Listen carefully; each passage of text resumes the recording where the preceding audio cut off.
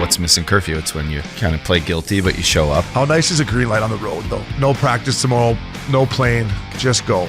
Scotty Upshaw in the clear, and he scores! Right in front, scores! A few laughs, a little bit of fun, and obviously a lot of hockey talk. You're listening to Missin Curfew. Fellas, coming to you from Hall Pass Media in Newport Beach, this is Missin Curfew. And let's not forget, boys, this show is always presented by DraftKings. DraftKings, the crown is yours. Obes, the up dog, and our boy 93-1 Swish. Back from the road, up dog. Oh, man, lucky you. But Single, bud. lucky He's fucking single. You know what I miss about the road? One thing is you come back. Well, maybe I don't miss it as much, but you come back, you're just like, oh, God, what did I do? Those couple nights there. And after Miami, Swishy, I'm sure there's a few mornings you wake up and you're just kind of a little foggy and you're like, yeah, that was a late one.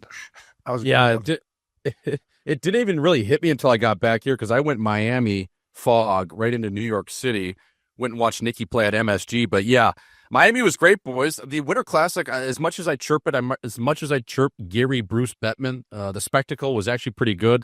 Lone Depot Park, not perfect for a Marlins game, but the way the NHL hyped it up and ultimately executed on just different things around it, I thought it was a major success for it. I got to be honest, I didn't watch a ton of the game. My play is always I go to the outfield bar and watch baseball games on TV. So that's exactly what I did at this game. But I I definitely went 4 on the floor when I was in Miami. I woke up the next day and I didn't even know Mika Zibanejad had a 5-point game, and I was at the fucking game. So that's where I was at. It was a late one at 11, but that's what I was going to say. There had an 11 experience in there. That's why the fogness. Yeah. You're walking around 11 and you're just looking at a lot of IANs, a lot of Colombians, Puerto Ricans, Mexicans. Yeah. So it's Russians. Yeah. A lot of IANs, boys. So it was good. A successful trip. We filmed a little sketch too at Muscle Beach. That was pretty funny. So Dade County, man. I don't know. I might have to move there. I've never been to 11. You guys know that. I'm not even proud to say that on this podcast. It's kind of embarrassing, but It's better while you're sitting in that seat. I've never might not have come back ever. You get in there and you get lost in there. There's no coming back. I bet. Yeah. So like one side is like a club with strippers, and then the other side is full on like. Is that how it works? No, it's just one is it big just club, one big? two big floors. Big stage bar, like stadium sort of feel to it, like the old Coliseum. There's got to be a little back room establishment at some point in there, isn't there? No, I don't know. Right? No, I swear, I don't think it's a back room type of spot. Is there a back room there? There has to be, but I don't think so. They got if you like peel a dancer out of there or whatever, and you meet a lady, you can go into like these back little areas where it's basically like a photo booth, and from there you can kind of take it to, whatever you're willing to pay, I guess. Yeah, it's not like the typical. No, but I heard it's more like you just go there to club. Yeah. It's not about just, I have heard that about 11. It's not about getting more of a club feel down than a real gentleman's club feel. Yeah. There's other places around there if you eat that. I've been to a few other ones. Yeah. A little north of the city. I've been to. Let anything go there. It's like the East Coast League. There's no hooking, no slashing. It's just fucking anything goes. There's a lot of hooking. A lot of tugging, though. A lot of tugging. There's a lot of holding going on, Swish? That's 2 for holding there. Yeah, that's 2 for hold. Yeah, there's a lot of hooking. There's a lot of holding. I mean, it's ground and pound, boys. It's ground and pound. Where did you stay? Right in South Beach, or? Stayed in Brickell. Yeah, it was a good spot. This hotel, AKA, right in Brickell, right on the chin. Brickell, boys, it buzzes better than the beach these days. That's where kind of like all the young people are hanging out. So we tied a one on. Actually, you know what? Moxie, surprisingly, is a very big honey hole right in the chin of Brickell. And I went there over the golf trip last year, like 4 straight nights. We parlayed 2 nights there. It's a good starter for sure. There's some talent walking around, and you would be surprised. Especially for a Moxie's, and they got a Cactus Club actually coming in there in Brickell. So, I think Brickell's the spot to be. Cacti Club, Tom Gallard. Is Brickell? Is that like downtown?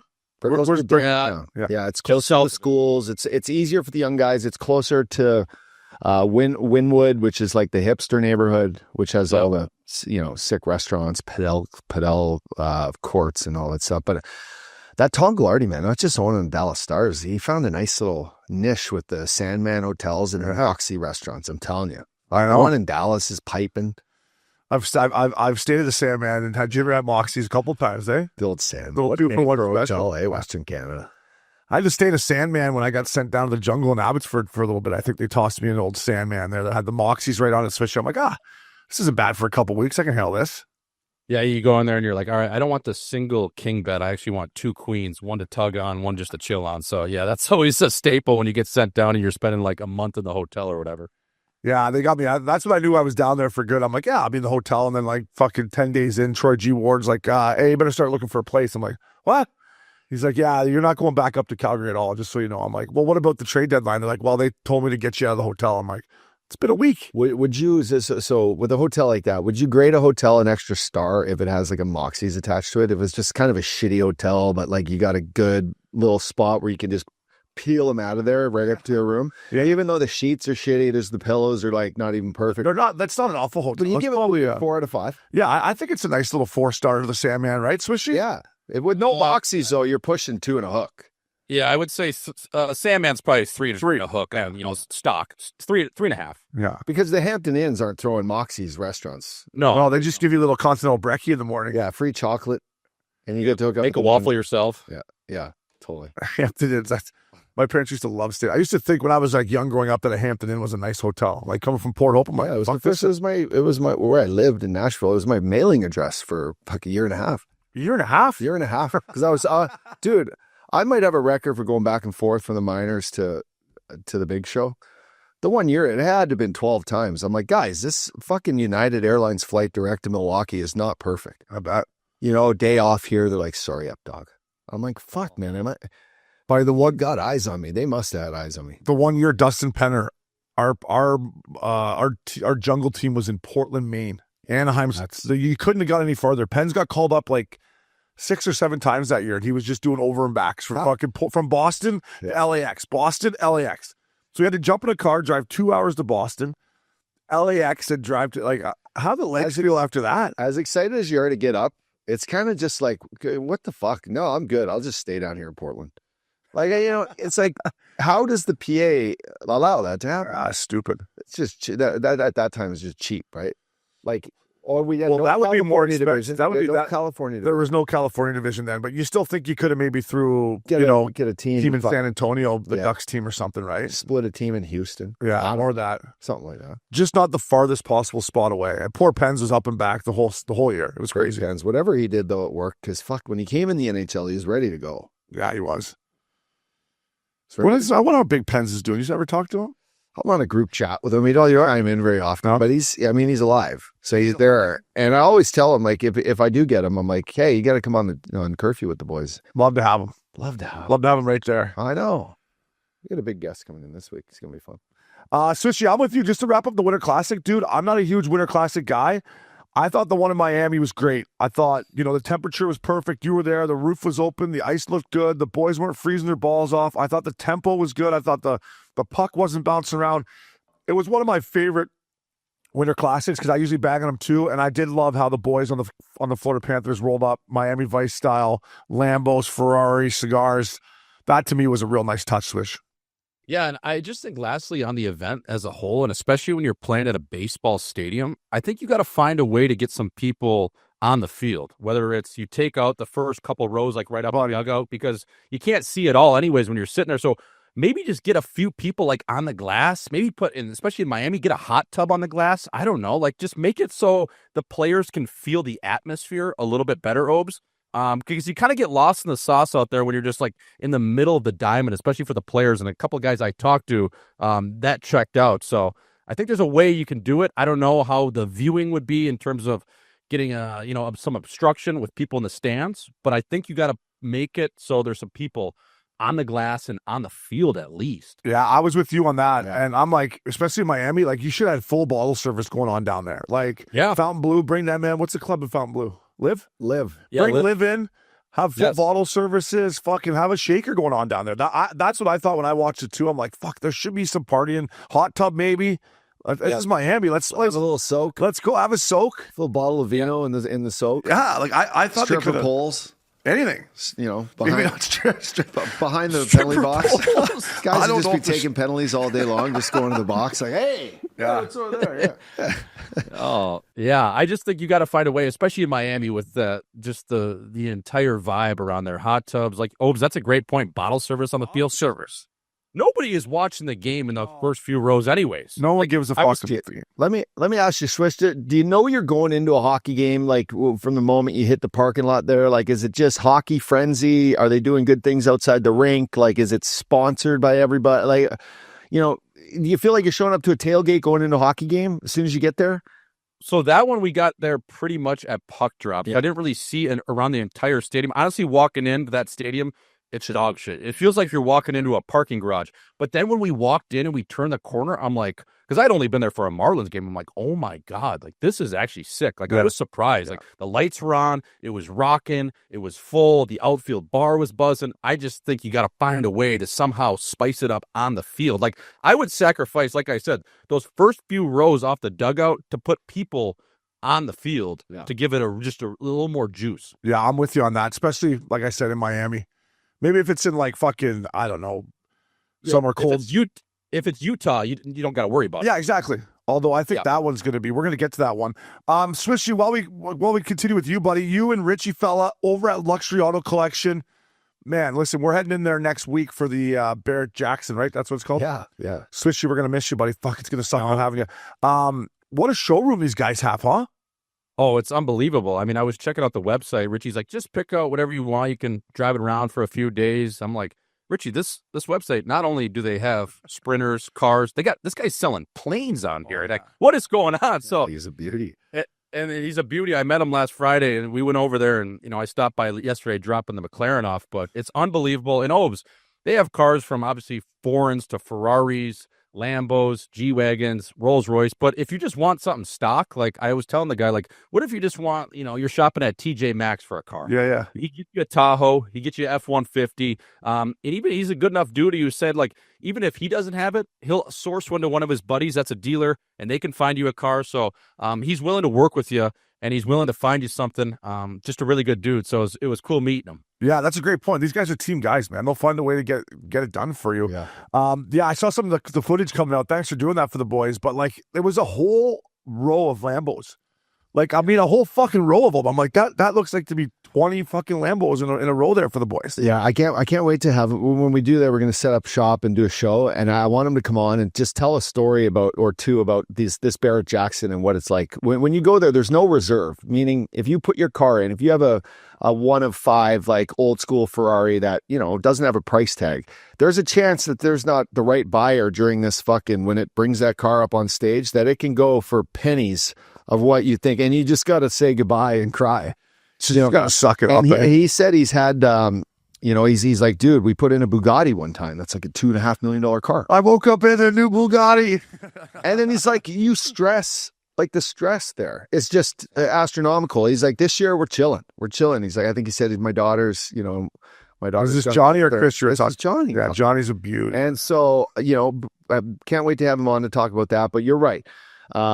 Anything consignment-wise, boys, you're looking for something, you want to trade in something, the old lady's sick of her, her Denali, wants to bump it up to an Esky, you call them, you're in good hands. And I just want to sit in one of those Porsche twin-turbo 911s fucking with the fucking back, like the... Yeah.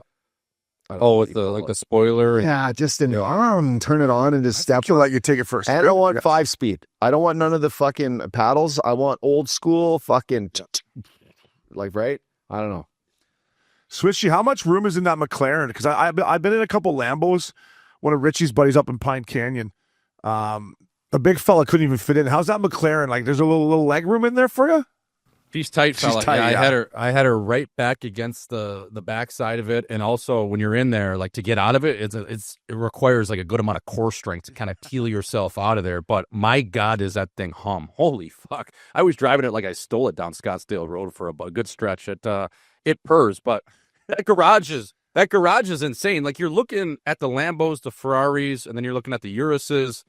And then you look over to the Porsches, and it makes, I hate to say it, but those cars kind of make a Porsche look poor. I'm like, Jesus. Yeah. These vehicles, these spaceships are different. He had a Ferrari in there that was going for like $680.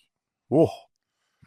Let me move some money around, eh? Let me move some money around before I have to make that offer, fella. Oh my God, might have to start selling this one. Did I see you boys? Were you in a little Range Rover SUV? Did I see that? Were you in a Range Rover SUV? Not Range Rover, sorry, Rolls Royce SUV? No, that was a Maybach. Maybach juice. Yeah, juice. Mercedes 600. Oh man, that thing was as smooth as. I mean, that's Smoothie Douglas. That's what all the rappers drive, the Maybachs, and that's when I requested it. Oh my God, it was unbelievable. It's so comfortable. Like if you have a driver and you want a car, get a Maybach, because that back seat, like Richardson said in the video, I mean, it was basically, you don't even have to go to the spa. This thing's got a bidet in it. It's got, the massage seat. It can probably tug you off. I mean, it's everything. Like it's crazy how nice those cars are and how comfortable they are. So the Maybach is my personal favorite, to be honest, and an everyday type of car. Yeah, that's National League. I can't wait to get there. Swishy, thanks for stopping by to the boys at Luxury Auto Collection. We'll see you next weekend. Scottsdale Fella Tour. Yeah. 2 nights in and out. How are you? I'm finally recovered here just in time to fuck it up, eh? I'm just starting to feel good. I started drinking tea, Swishy. I don't know if you boys out there don't drink tea. These Brits got it figured out, man. You feel good in the morning, a little tea in the afternoon. Just starting to feel better. And then I'm like, I'm going to go into Scottsdale here and I'm just going to fucking blow her up for 2 days. And I'm going to come right back. Swishy, you'll probably be right where I left off, eh? Yeah, well, I was going to say, I mean, especially if you're flying JSX, my place is literally right around the corner. So if you need a steam, a hot tub, a cold tub, hit me up, bro. I know I'm going to be out of town, but at least I can help the boys out that way. It's a pretty juice facility I got in my barn. Yeah, we couldn't get a JSX was sold out. We're flying American back of the bus. Our flight's perfect, actually. 27 fucking DD I am or something. Are you really? Yeah. We're trying to save money. We're out early, 6 a.m. Okay. That's an early bird. I might take you up on that spa. My flight's not out till Saturday afternoon. I think 1 o'clock. I may take you up on going to your house before I leave. Yeah, let me know. Yeah. How close to our hotel are you? We're staying at the Grand Hyatt. Ooh, that's probably. I'm like right by the quarter, boys. Right by Scottsdale quarter. It's probably 10 minutes. Yeah, 10-15. Love that. Yeah, exactly. Yeah, I can hit a 4-iron over there. Where should we have dinner on that Thursday night? What's the play nowadays? Where should we go, Swishy? Steak 44 or Global Ambassador. I would probably say Global. Go up top. Global Ambassador. That's the place you're talking about. Yeah, let's check that place. Yeah. We're playing golf at Whisper Rock, though, so we're probably we're way up north. Yeah. Do we want to make our way all the way down, or do we want to stay Thursday night? Thursday night. That's right. Yeah. Oh yeah. Well, we could do Friday night too. Yeah. We got 2 nights. I don't know what kind of shape I'll be in Friday after a full day of golfing at Whisper Rock, but we'll see. I showed the schedule. I made a nice schedule. Sent it out to the boys. Yeah, and then dinner's TBD. Yeah, and then with just arrows to whatever night or whatever. Right, you had Ice Pick and KC flying out Thursday, but they're sticking around for dinner. Oh, nice. Yeah, they're sticking around. Okay, good. I just want to make sure they knew for the car. Yeah, hey KC, I got your room with Ice Pick again, fella. I thought you guys could use a little more quality time together, eh? Oh, it'll be great. We've missed each other. We need a little time in the room. It'll be a good night. The shenanigans of you two in the room, the fucking shooting the shit. We do sports trivia in the room. Yeah, a whole lot different than the trivia I used to do with my roommates back in the day. The Ice Pick's got to be pretty good at sports trivia, eh, Casey? It's just impressive, very impressive. Well, boys, we're looking forward to getting back on the road. Swish you will be missed, boys. Continuing on with our little intro here. I sit in this podcast and complain about hockey's getting soft and this and that. Boys, hockey, maybe it's not getting that soft. This line brawl of these kids in the AHL intermission was unbelievable. Everybody I know, if they're a hockey fan or not, has been sending it to me over the course of the last whatever it's been. My first question was, where were the refs? No refs at all, eh? Just let these kids go out there and go buck Diddy. That's the jungle, Swishy, eh? Don't even bring the refs out for the kids' game. Just let them go. No, yeah. Go, bud. Where are the parents? Usually there's 2 or 3 parents out there, like the dads with helmets on, that are kind of controlling the play if something, a net gets knocked off or, a puck out of play. Where are the parents at, let alone the referees? I mean, I don't know. That's the jungle to a T, though. When you walk into that giant arena in Hershey, you're getting your block knocked off, especially for the last decade, either by Dylan McElrath or you find yourself in a kid's game and there's just a scrap. And how about that goalie, too? The goalie was the biggest criminal. He was skating full on at guys, just looking for chins. Yeah, no, the goalie stole the show. He skated as fast as he can down 250 feet and did a fucking flying Superman into the one guy that just had his buddy, eh? The guy was just working his buddy over. My thing is it's good that the parents didn't get out there, because when you go out there with shoes on and some little 7-year-old, 8-year-old slashes you in the ankle and then trips you, you look like an idiot. So you're saving yourself. Just let the kids kick the shit out of each other, because the minute I step on the ice to try to break up a fight with these kids and all I got shoes on, I'm going to be the laughing stock, on the internet forever. It's never going to die. That 96 just speared that kid right in the guts. Look at this goalie. He's just this guy's kicking him. He skates back in his net thinking the kid's going to try to score on him again. It's all time. That's his job. Stop the puck. Stop the puck. I love the feeding of the blockers. Just one after another. I love how they're just going no fear, right? To be young again. Look at this. Oh, that's a good, healthy run.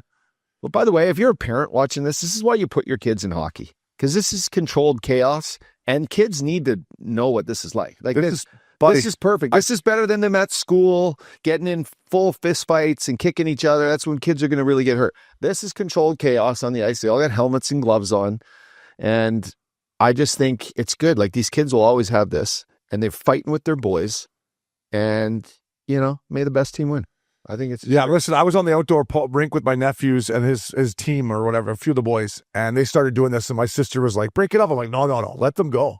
This is great. This is where they learn how to do it. And my sister's like, well, they've already been in fights in school. I'm trying to get them not to fight. I'm like, no, we're not. We're not trying to get them not to fight. We're getting them to fucking chuck and duck. But I'm with you. I was like, I was letting them go. And these kids, it wasn't quite as hardcore as that, but there was probably 4 or 5 of them, 6 of them, just going helmets and gloves. I'm like, keep going, boys. Tire yourself out. I mean, I remember the first time you had to size up, like knowing that you're coming to skate this day and you had to be one of the helmets and gloves fights of the night. They basically UFC style in the middle of the room. Oh, man. You used to put your helmet and gloves on and just fucking line up one of the boys on the team. It'd be like forwards versus D, and you had to fucking go to town. How many concussions did we get out of that? But yeah, we did the same thing. I know. We're crazy. 12, 13 years old. Yeah. Yeah. Locker boxing. That used to be it. You take a number, you take a name, you set up the ring inside the room with the sticks, and then 2 guys get in there, you throw your helmet on, your gloves, and you just start chucking. Yeah, but you had weight classes, though, back then, too, right? I was a skinny kid. I wasn't fighting the fucking big... No. Yeah, I mean, but you just, challenge whoever you're calling out that day. I think it was every kid from Self-Import opened that fucking dressing room door closed. If you want to rumble. Yeah, if you wanted to go helmets and gloves, it was like there was no weight limit, no nothing. But I'm talking maybe when we were like this age. I'm shocked that not one of them took their gloves off. Were you doing that at 12 and 13? No, that's a little old. You were? Yes. I was getting in like real fights at 12 and 13, but you were still doing those. We were still doing helmets and gloves. I don't know if we were. I think we might have been. Because what's 12 or 13? What is that? Pee-wee. Like Adam? Pee-wee. Yeah, I don't think we were doing it then. That's Bantam, probably. We were doing that like this age, like 7, 8, 9, novice. You guys in Fort Mac were doing it right into fucking Pee-wee. Yeah, totally.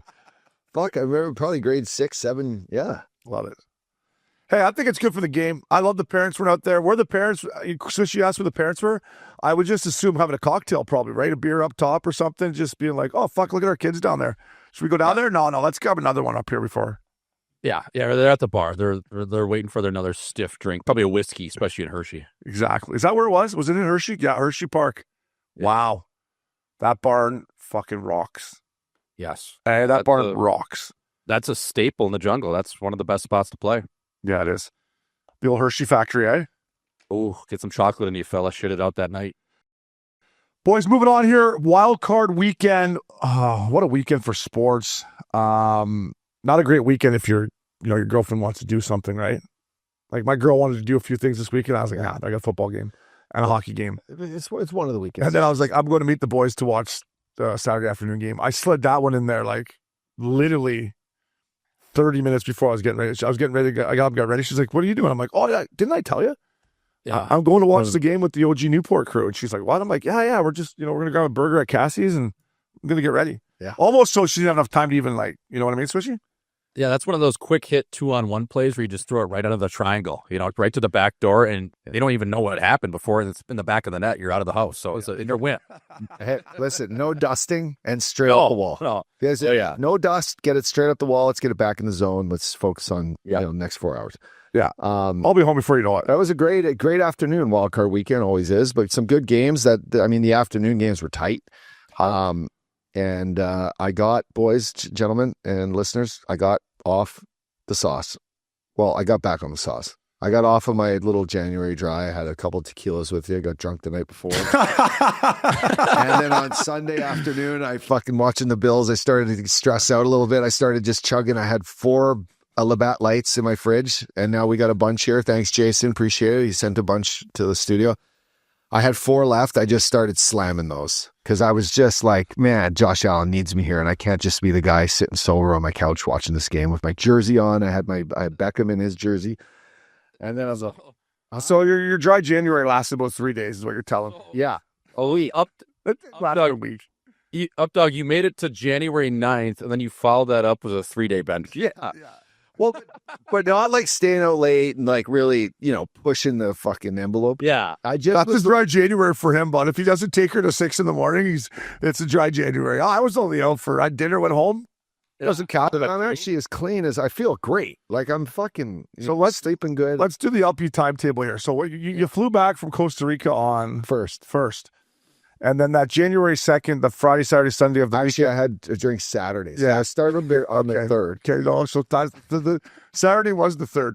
So did you have a drink on Sunday the 4th? So I was officially off. Okay, so you went 1, 2, 3, 4, 5. You went 5 days. That's sweet. 5 days. That's not bad. That's pretty good. Yeah. That's not bad. Yeah, that's right. That's pretty good. Now we're drinking my new, we got dry water here. We're having a nice time. But listen. You got to listen to your body. If you feel good, 5 days is all you needed. I know. Some guys need 30. Some guys need 2 weeks. If you're fucking William Upshaw Swishy, you need 5 days just to clean the engine out and you're right back ready to rock. Ready for 26, boys. Ready for 2026. I'll tell you what, that's a new feat, dry January right there. 5 days off? You kidding me? Come on. That's equivalent to a month in Newfoundland, right? If you stay out for 5 days. Most newbies would be pretty upset with me that I'd last. They would. More than 2. I'd like to do some recon. I'm thinking he had a drink on that Thursday of January 8th too. If I asked his wife, she would probably say you maybe had a glass of wine or something. I've been clean, KC. I've been clean, bud. I don't know. You live next to me. Me and fuck, bud. I'd be texting you if I was ready to get off the way. Are you guys neighbors? Yeah, he lives not too far away, so we're always hit. Just come over for some. Yeah, just needed to come over and start cooking for me. You see the work here, folks. Our Instagram's tight, bud. Thank you, buddy. Yeah, you know what? I didn't see you out anywhere the last week, so I was a believer. I know. Wow. Yeah, no, fuck. 5 days is nothing to sneeze at. The crazy thing is, I'm cooking still. I cook like every night with no wine. It's fucking nuts. Actually. They should be giving you they give it a blue chip for that, don't they? Something, 5 days off. I got a quarter chip for that. A quarter of a blue chip for the up dog. Yeah, thanks. I'll take it. But anyone almost made it a week dinner for you, the wife, the kids, and you're not drinking wine. I don't know what the hell. I don't know why you don't smoke weed anymore. You used to love weed more than booze. Yeah. And now you won't even you had a puff with me. Booze is bad, but I like No, but I think if you're cooking and you don't want to just have a puff. Yeah. I don't know. Maybe I'll get back into it. I would say try having a puff and see if you're trying to lay off the booze to see what it feels like. You can't go completely sober. I mean, let's not get crazy. No one's saying that. Hey, so she's going to tightly it up. I got a trip, at the end of the month with the wife who, she's been looking forward to this one for a year. We're going to St. Bart's, and I'm just trying to lose a little bit of the dad bod. Yeah. You know what I mean? Like, it's a real thing. You get to, fucking 3 kids, and it's a shit show, and everyone out there listening knows what I'm talking about. 42. I'm like, you know what? Maybe a nice little 5 days off, clean up the eating, try to sleep good, sauna the shit out of it, give the old lady a poke every now and then when you can. Hit the cardio. I would say, yeah. What do you cardio? think? I would say cardio and then the 2 Ps, Pilates and peptides. Yeah, I'm already peptides. I just started peptides. What are you taking for peptides? Taking tesamorelin? Yeah, listen. No, I'm not on that. I'm not on that right now. I should be, but I'm trying to naturally produce the growth hormone. But I'm on BP 151. Yep. I'm on BT 500. Okay. I'm on this Glow, which is good for the skin and the hair. And I'm on NAD plus 3 shots a week. And then this other one, which is a Lipo C, it's called, but it's a big, heavy dose of vitamin C. Okay. Yeah, I'm hearing this AOD one Cialis. too. And he's on Cialis there. To wrap it up there, he's on Cialis too. Yeah, my Sea Bomber collection is getting there. Working on the formula for the official Up Dogs launch here shortly. We're going to keep everyone hard, be hard like a pro, play like a pro. But so that's kind of the program right now. Well, you on sounds like a neat and tidy program to me, Swish. You on a peptide? I'm on. I've been on and off that Tessamorelin. Yeah. It's helped me out. I feel like I'm getting pretty yoked with that, and then I'm gonna start up with this NAD as well, and then I'm hearing from my peptide guy that this AOD that he's taking is just getting him cut up like he got in a fight with the scissors. So I might dabble into that, but yeah, those are worked out. I'm thinking. Yeah, no, I worked out yesterday. I worked out Sunday morning. I had a fucking yoga class. Yeah, but I did legs yesterday, legs and abs at Moxie over here. You and I went there. Yeah, that's a good little workout. Full leg day, huh? Full leg day yesterday. You didn't do that when you played. No, fuck. Well, not on a Monday. Are you kidding me? Fuck. I can't imagine going into the gym and doing legs. Like, I can't even fathom it. It's crazy. Like, I can't even imagine going in and doing a leg, like a lunge, right? Fuck, never again. Never again. Yeah, no, I'm so right. It's not good for the body, for the big fella, the lunges. No. Stay away from the lunges. You know, if you're doing lunges, maybe just do body weight. You know, that's what I would do if I was going to do one. But yeah, it's not even. And I got a lot of body weight to lunge. Yeah. Do you do legs? Are you doing? You do put legs into your routine weekly? Yeah, I do. I still do. I hammer legs. I mean, I'm a guy that I'm looking at getting calf implants. Yeah, I can't get my getaway sticks any bigger. But yeah, my legs are actually still pretty strong. I mean, I'm doing, Bulgarian split squats with heavy dumbbells and shit like that. But I don't put anything on my back. Anything called a Bulgarian split squat should just be outlawed in fucking every state. A Bulgarian. Hey, what are we doing today, boys? A Bulgarian split squat. Unless it's a girl at 11 who's getting up there. Yeah, that's a different kind of Bulgarian split. I have to do legs. I'm realizing because my legs are so skinny.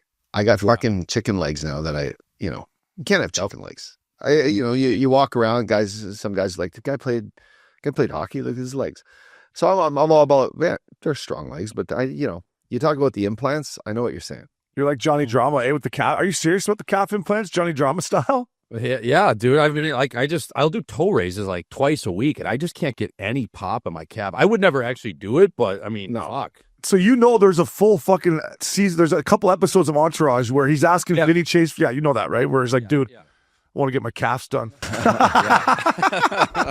He's like, I got really nice knees. I love my quads, but it's my calves, doc, that I can't live with.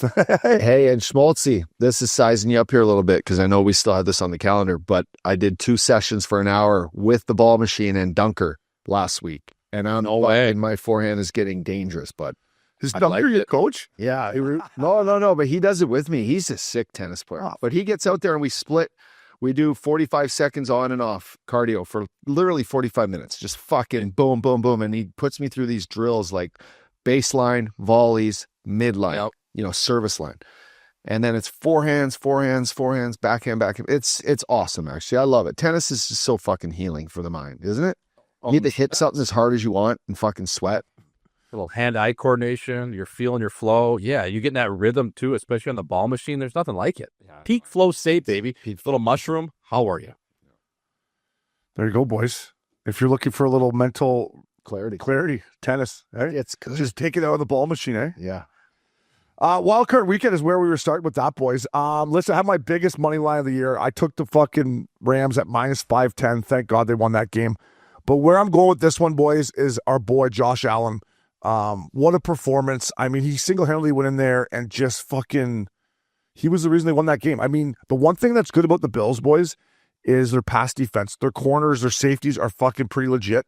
They're not great against the run, but Josh Allen, man, can he do it 3 more times? I don't know. He's going into Denver, but what a performance by him, man. He put that team on his back. He was so banged up, his finger, his leg, his head got squashed. I'm like, this guy's a beast. He sat on his head. Like, that was so cheap. That was early, too. I knew right away, boys, if that Jags team was they're a real problem. Their D were great. The big Blondie, check his shorts. Check shorts. I don't know. He was legit, but yeah, the throw Josh Allen made late in the 4th on that last drive run where fucking back foot just threw it right in his mitts was insane. And then, you just think about it. He's one step closer to a place without the big boys still left. The defending champs are now out. You got the Chiefs gone. You got Balti gone. I mean, if there is ever a chance, Obi, it's now. But that might have been that could arguably have been one of their tougher games if they go on the stretch here. That, you look back this wild card game with them, the Jags could have been their toughest match. Who knows? Yeah, I mean, it was a great weekend. I mean, obviously Josh Allen putting the team on his back, boys, but I got to go to the Windy City. I got to talk about just this absolute choke job from the Packers, being up 21-3 at halftime. I knew it was a bad sign, boys, when I looked and saw the Packers sidelines as the seconds were dying out in the second quarter, and guys were smiling. They looked fat and happy. And the way we came out in the second half, and just Matt LaFleur, I mean, just talk about a tale of two different stories with obviously Ben Johnson, the coach there, who's just a guy that's not afraid of anything, plays with no fear. He'll go for it on his own 30-yard line early in the games on fourth downs. And with Matt LaFleur, man, I just thought, he bitched out. The way we played, you can't play scared to lose, and you're never going to win games when you let off the ignition like that. And I just thought, from a coaching standpoint, we need a new coach in Green Bay. That was pathetic. And I think there's only one man for the job, maybe two. Harbaugh might be a solid option. But what if we brought back John Gruden?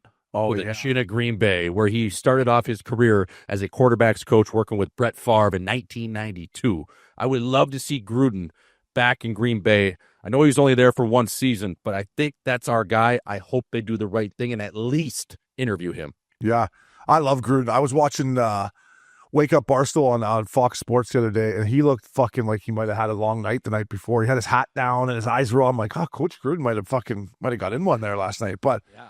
I mean, I want him to get back coaching, Swishy, but I love what he does on the content side now and what he's doing for Barstool Sports. That, like, part of me just kind of wants him to stay where he is, but deep down he wants to get back out there and another shot at coaching. I mean, if you'd run through a wall for that guy.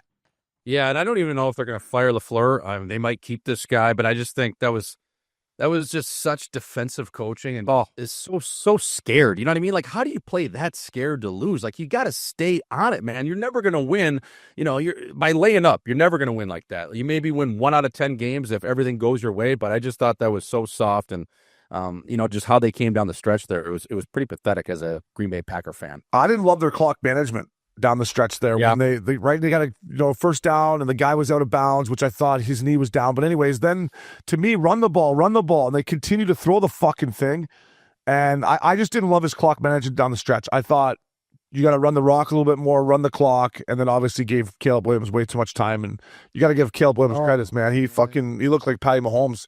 I mean, the throws off his run, yeah, the throws off his back feet to the sideline. I mean, those are, if they're not A+ throws, that game is Packer City all day long. Yeah. And then last but not least, let's slide it over to San Fran coming in and just absolutely working. Yeah. The boys at Lincoln Field. The line moved, and you guys are like, McCaffrey's not playing. And I'm like, all morning, I'm just looking for McCaffrey not playing, and I can't see it anywhere. So I'm like, fuck this. I'm taking the Niners up. I bought it up to +7, turned the game on, and out he came. I'm like, thank God. Yeah, no, inside intel was that he's banged up, he's back. Now, the first TD catch he gets lands right on his back, pops up. Fucking, how are you? He's a savage.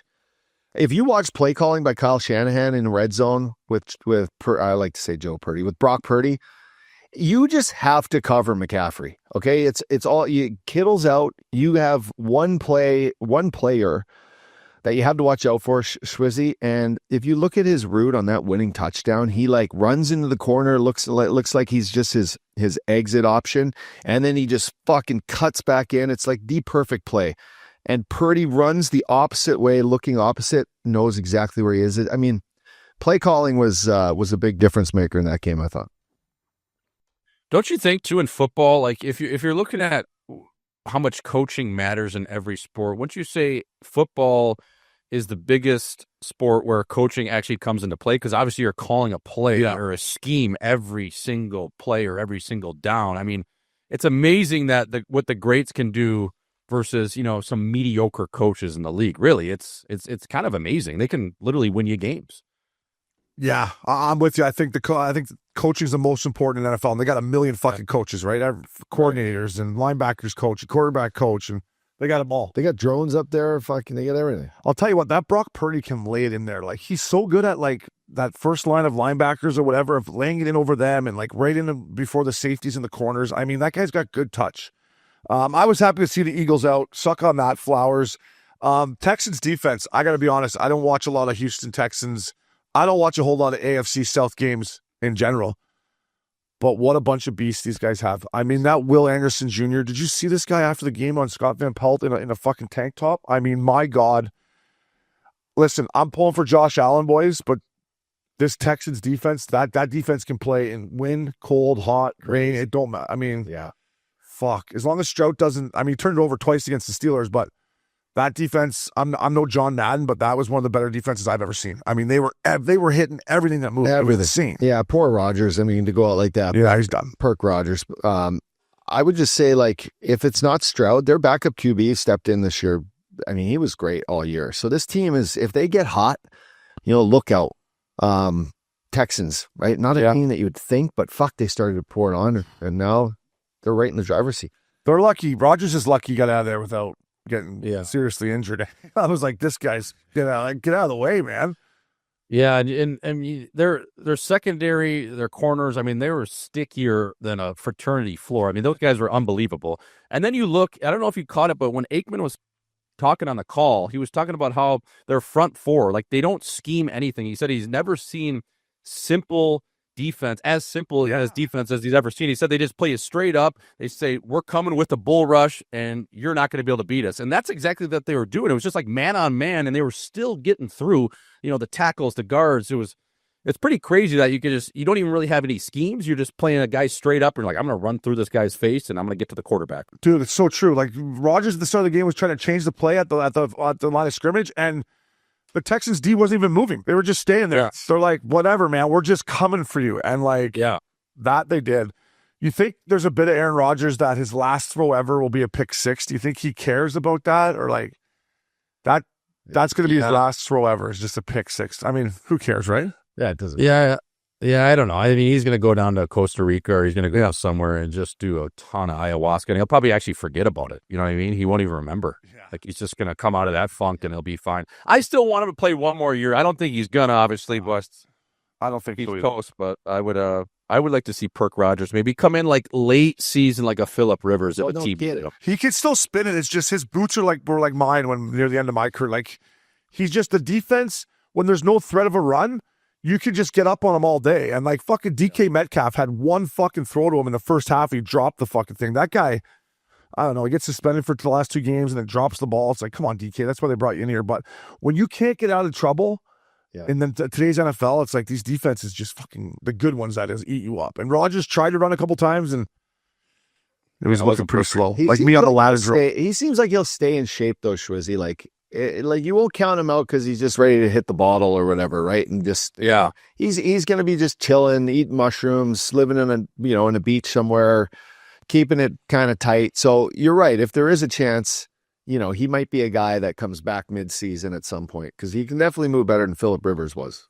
Yeah, that's what I was thinking. Like, if you don't want to see him get hurt, but say a Drake May goes down late in the season, and New England needs a quarterback.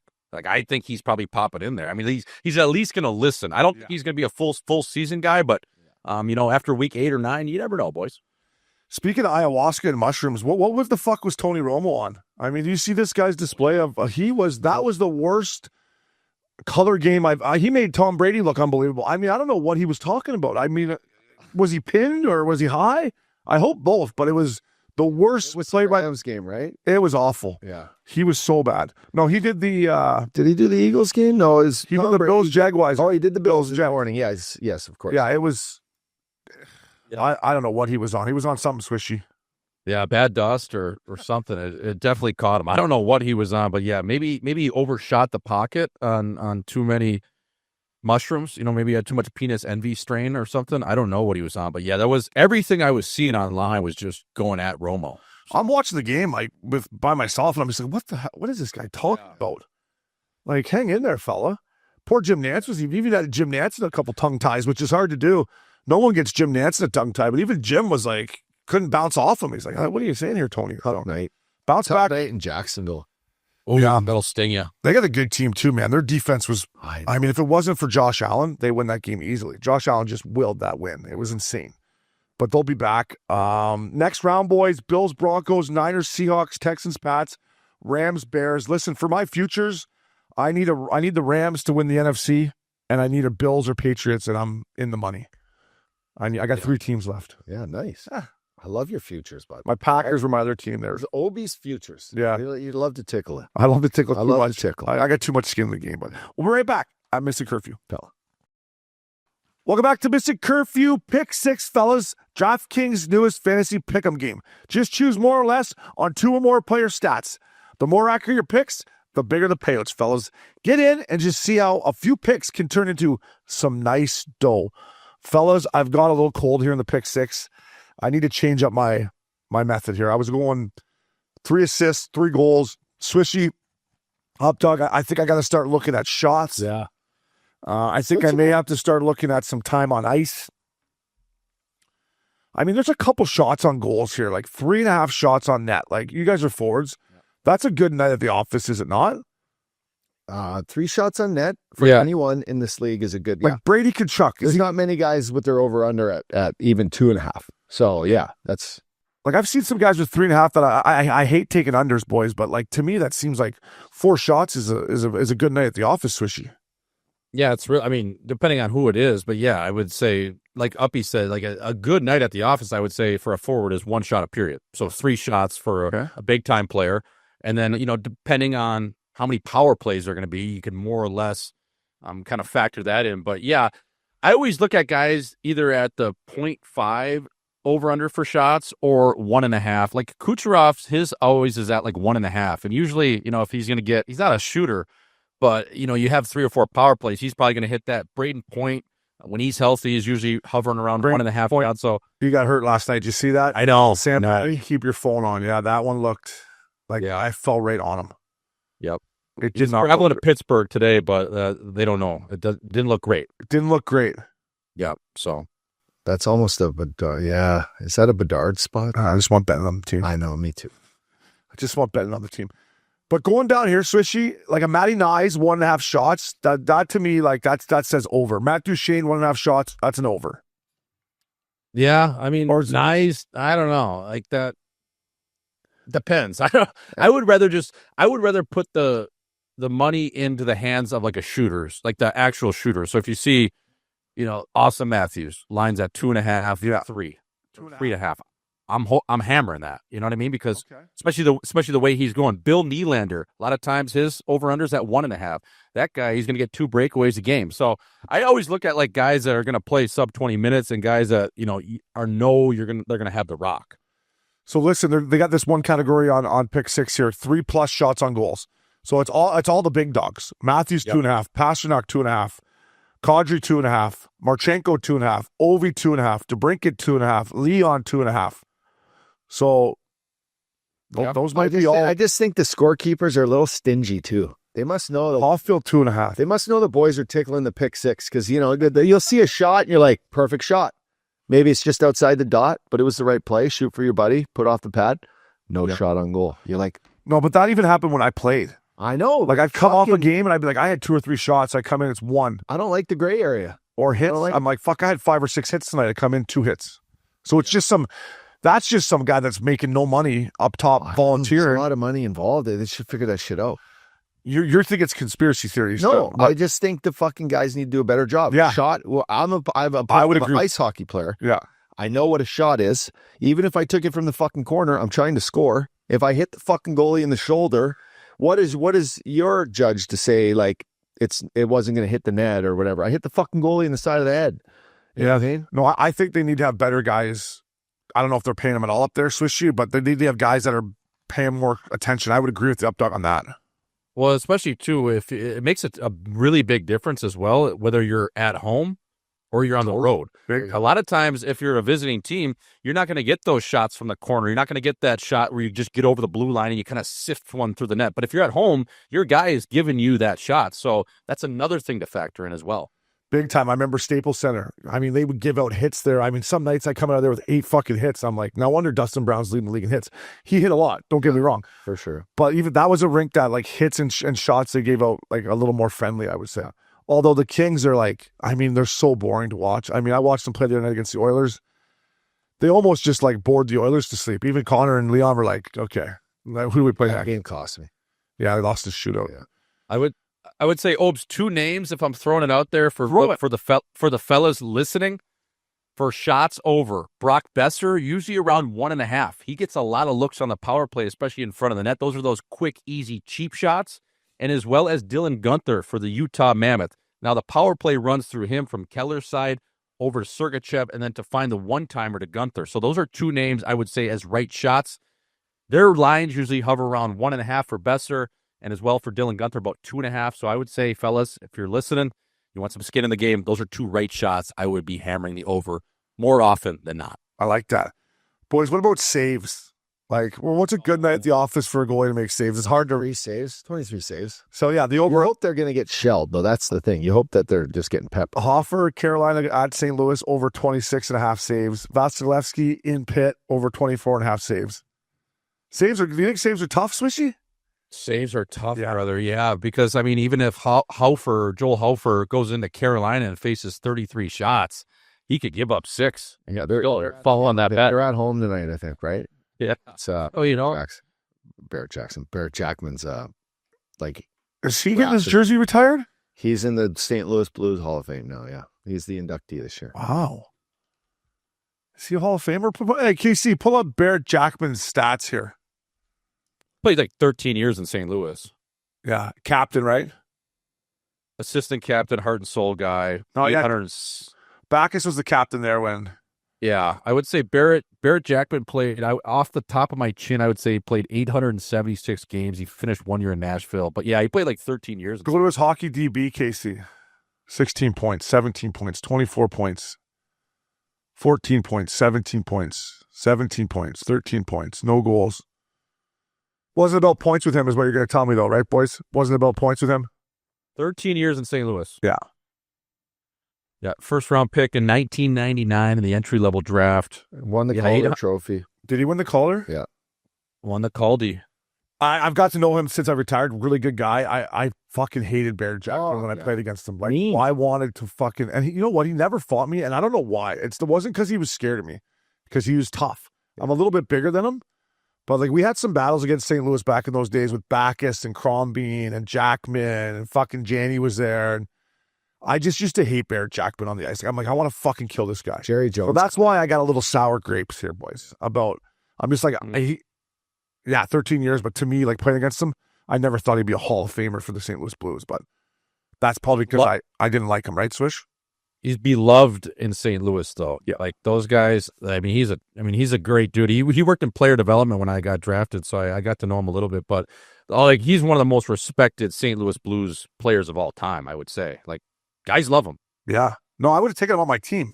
I would have taken him on my team 100%, but playing against him was... Go to KC. Go to the Calder Cup finalists of that year. Is Rick Nash on there? Is Rick Nash? How many people, Swishy, maybe you know this, you can ballpark this for me. Like, how many people are in the St. Louis Blues Hall of Fame? Like, what do they put someone in every year? Yeah.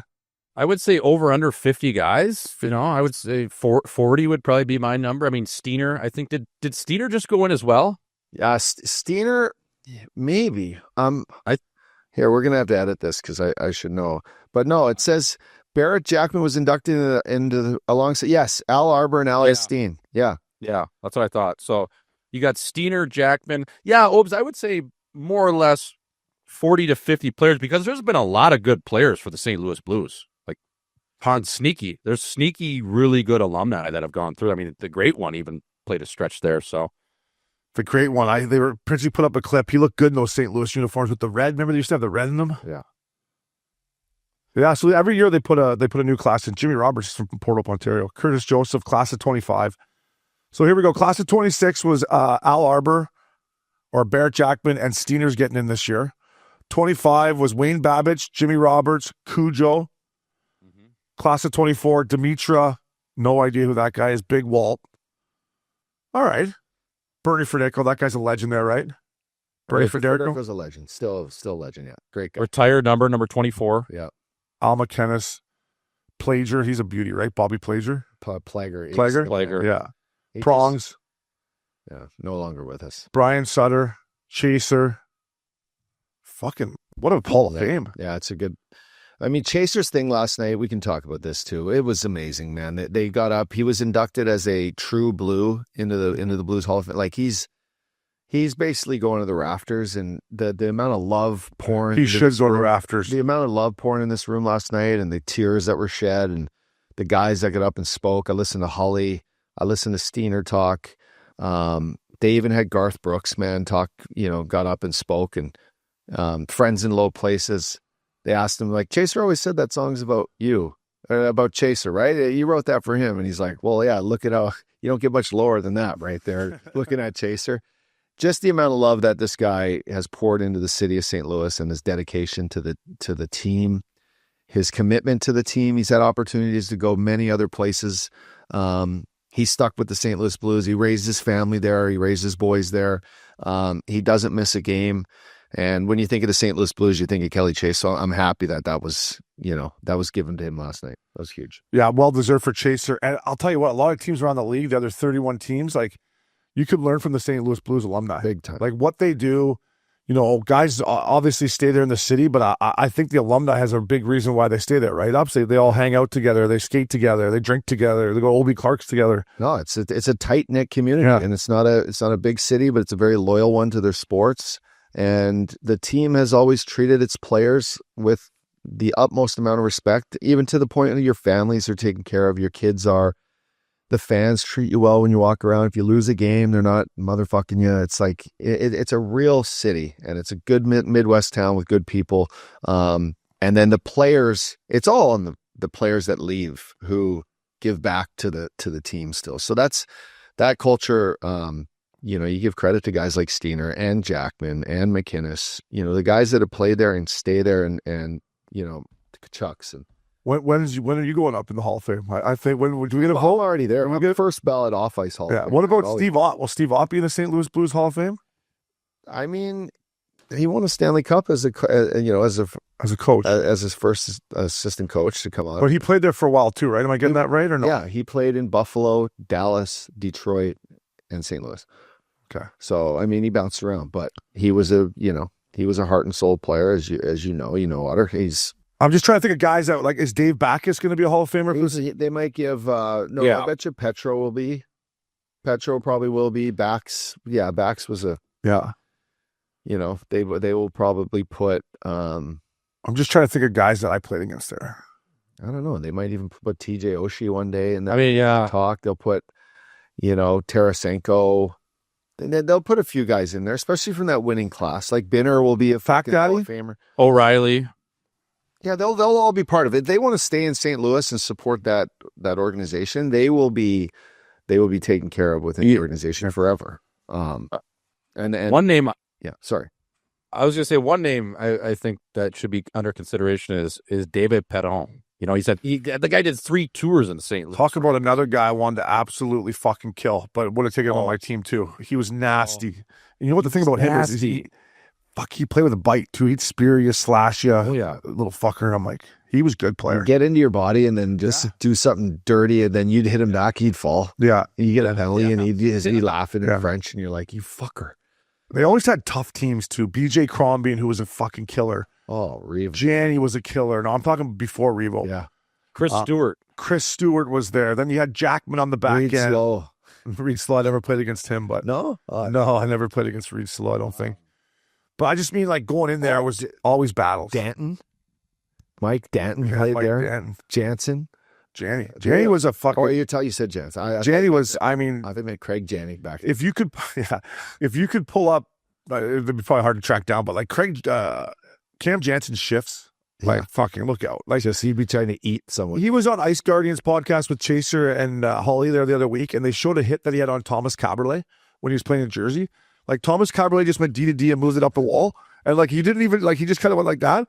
And Janney kept coming and fucking, he bunnied this Caberlet into the fucking boards. He's lying there, like, fucking shaking. I'm like, that's suspended for life now if you did that. Like, it was. Dimitro. Pavel Demitra, one of my favorites, rest in peace, one of my favorite teammates of all time. Yeah. It's funny, I bumped into Kevin Bianski on my flight home to Canada, and we started shooting the shit. We both brought up Demitra, just about how good of a guy he was, and crazy that he's gone. And Schenner. Schenner's going to be Hall of Fame. Petro keeps rolling down there, baby. Schwartzy make it? Yeah, Prongs, Schwartzy, Pierre Turgeon. Parayko will be borderline. I mean, he's in Olympian. Right? Is this the most games played? It's most safe to say Patrick Berglund's not getting in, though, eh? No, Patty Berglund. Bobblehead points, yeah. Wow. Red Berenson. Oh, go to Lully's goals for a sec. See this. 527 hour. That'll keep the lights on. Wow. Yeah, hey, congrats to Bear Jackman. I'm just joking. He was a Warrior. Yeah. Steiner, congratulations, buddy. Good on both you boys. And the St. Louis Blues alumni, you guys got it figured out. So, and I know the St. Louis Blues alumni love a good blue light. Get this guy a Labatt Blue. Brought to you by Labatt. With Labatt, you can buy beer and get gear. Go to their website, snap a photo of your seat, and upload it to gain points towards exclusive merch. Any size, any product, anywhere you're buying Labatt. Sign up at rewards.labattusa.com. Fellas, I'll start off. I'm dishing. What do I got here? I got four Labatt Blues I'm dishing. First and foremost, Showtime. Patty Kaine, 500 goals as an American-born player. Battled against this guy a lot in my career, obviously back in our Chicago, Vancouver's days. I wanted this guy I wanted him to make Team USA. I get it. You know, he's not the player he once was, but to have 500 goals, Swish, I want to bounce this off of you. You're an American-born player, but Patty Kaine, Showtime, best nickname maybe in all of hockey, 500 goals, buddy. Get Patty Kaine an ice-cold Labatt Blue fella. Oh, Showtime, baby. You know how I feel about him. My favorite player, I grew up watching him and Duncan Keith, obviously, but Showtime, and just the swag he has, just the way he did it. It was an empty netter. If you were to ask him if he wanted to end in an empty netter, I don't know if he would have said yes, but hey, you got to take him where you can get him.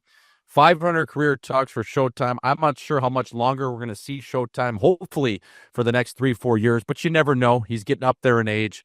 Obi, just the swagger, the moxie, and just the flash. I mean, the pride of Buffalo, too, right? Straight out of Chippewa Street, he was conceived in Bada Bing. I mean, this guy, my favorite of all time, man. 88 flapping in the wind, you kid me? It's about time he got 500 goals. So get that guy an ice-cold Labatt. You want to talk about a guy who went hard when he was younger, too. Showtime went hard. You remember when we were in town for Lollapalooza? Yeah. No. And we had a table there, and he comes in, him and Patrick Sharp and somebody else from the team.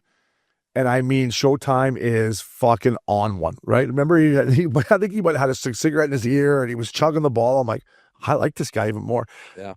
And I know when he went to Vancouver, when those boys came into town, he was always out in the city mixing it when he was young.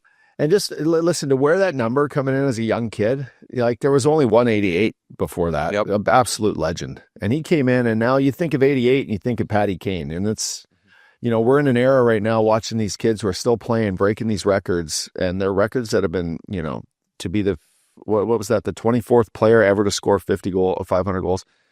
It's a really exclusive class done by some kids who aren't kids anymore, but to us that, have just been so great for the game and such good pioneers for young kids. And you look at the Jack Hughes and the Austin Matthews, they play hockey looking like Patty Kaine. And that's you're an iconic player when the young kids coming up fucking copy your style and make it look good. And he has nasty style. It's just the only thing he's never won is an Olympic gold medal. And not that the States are going to win gold this year, Swishy, because Canada is, but I just thought it'd be nice for him to get another crack at it. Right? It's just an extra guy. Maybe the power play goes cold for the tournament. You throw Showtime on the half wall there, but I get it. It's Team USA and Billy Guerin's got a job to do, but I wanted to see him get an opportunity at least. Yeah, I mean, if he had never gotten that hip resurfacing surgery, he's on the team because he's skating and moving as well as he ever did. I mean, you look back at his numbers before his hip went to shit.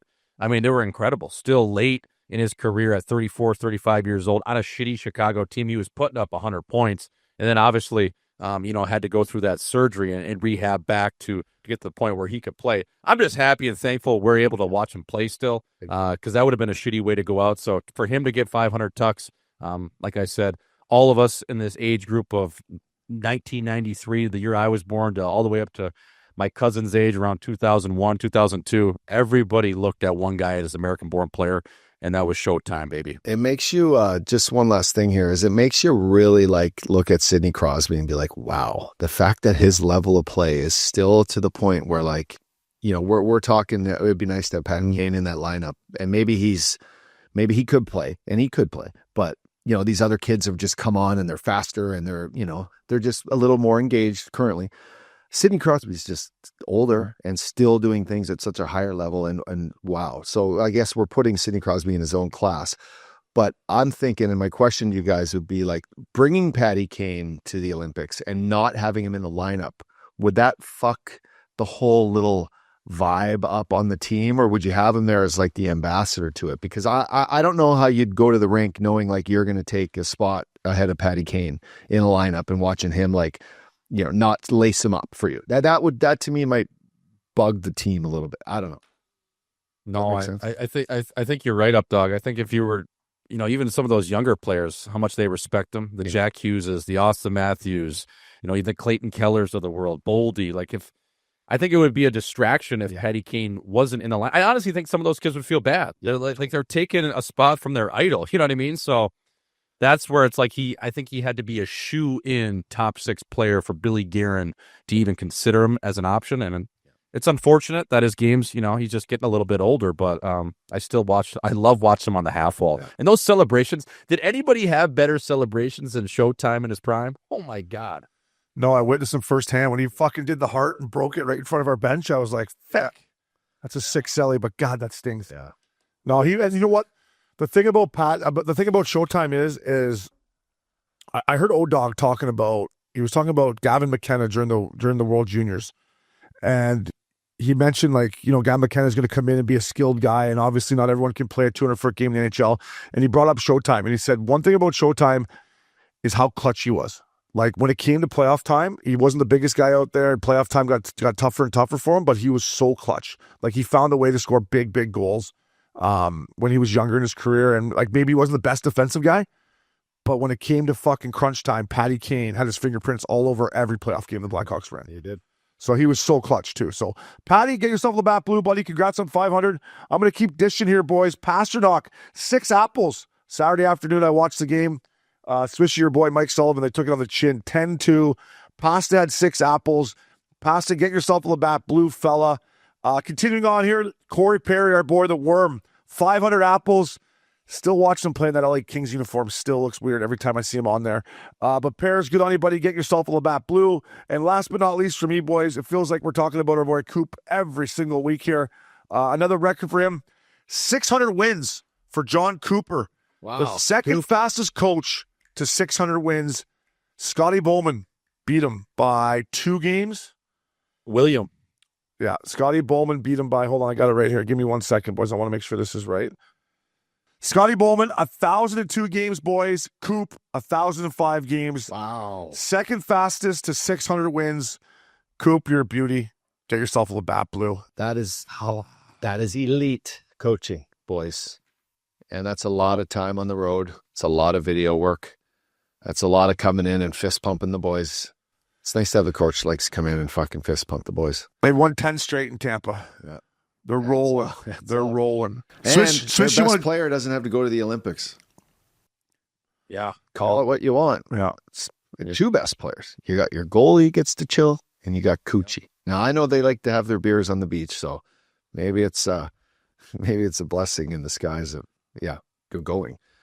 But those 2 boys will be well rested. But man, 10 in a row, Obes. And they've been banged up, and they just lost year to do it. They just lost Point again. Hedman's been out all year. McDonough's been out. I mean, he's, in my opinion, how Coop should be. I know I'm biased, but he should be coach of the year, in my opinion, this year. But Swish, you dishing any blue lights, fella? Yeah, I'm going to actually go to the chin of Utah. I'm staying on the U.S.-born players side of things over here. Clayton Keller and Nick Schmaltz combined for the most points as a duo for American-born players. They surpassed this mark last week. Over 200 career points, I believe it is. I think they were at 198 when they beat the record, but they've had a few since. So they surpassed the highest amount of points generated by a U.S. duo of all time in NHL history. So I just thought that was a really sweet stat, especially for those boys connecting on as many goals as they had. They've played together for 6, 7, 8 years now, Obes, and it's just cool to see that those guys are in the record books of the NHL, and especially for U.S.-born players. So get those boys a Labatt Blue. Get Nicky 6. Maybe Kells will have a couple, and they'll enjoy that. But really cool, and just a piece of history that those guys can always hang their hat on. Yeah, a couple beauties. Get them a couple pristine Pilsners. Hey, boys, get those in ya. Well, what a class. We're talking about just elite classes to be in, too. That's a lot of good fucking players out there that have done this. I mean, Mike Modano's had to have a nice fucking player alongside him. Brett Hull. Yeah. Like all these American-born players that were just snipers, like they had to.